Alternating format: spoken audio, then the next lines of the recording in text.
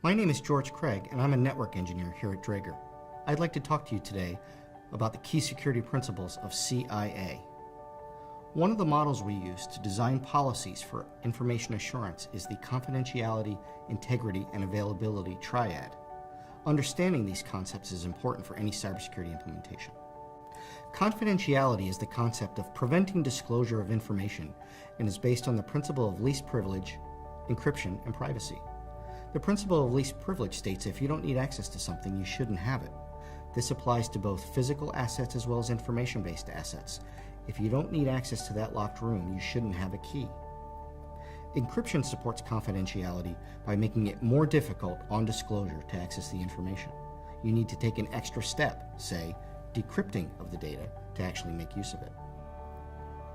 Confidentiality is all around us in the media today, whether it be through Hollywood and spy movies, where people are trying to steal nation-state secrets, or even through the news media, where they inform us that sometimes governments try to intercept our communications, thereby compromising our privacy.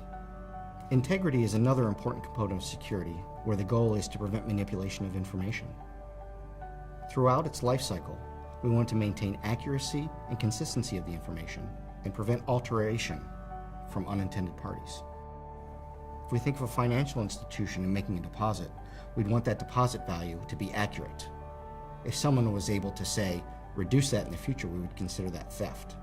Financial institutions take great care in ensuring the integrity of their transactions.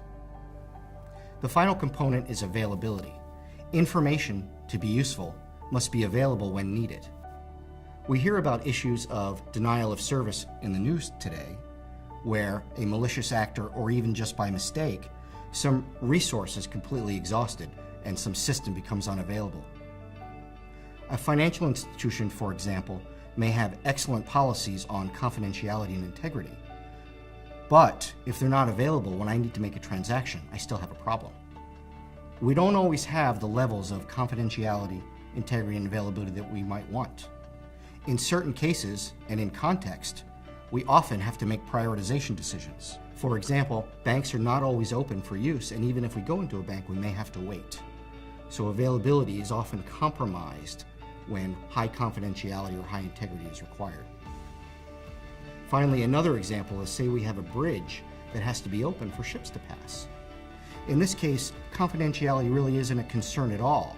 In fact, we want availability of the schedule so that ship owners can be sure when their products will arrive, or that pedestrians and automobiles would know when there could be delays when the bridge has to open. What we really need in this case is integrity. We would want authenticated and authorized users to open and close the bridge for safety reasons. You wouldn't want to open the bridge when pedestrians are on there, or you wouldn't want to close it when a ship is underneath. These are the three security principles of confidentiality, integrity, and availability. Here at Dräger, we consider these every day when designing our products. Thank you for listening, and please stay tuned for future episodes.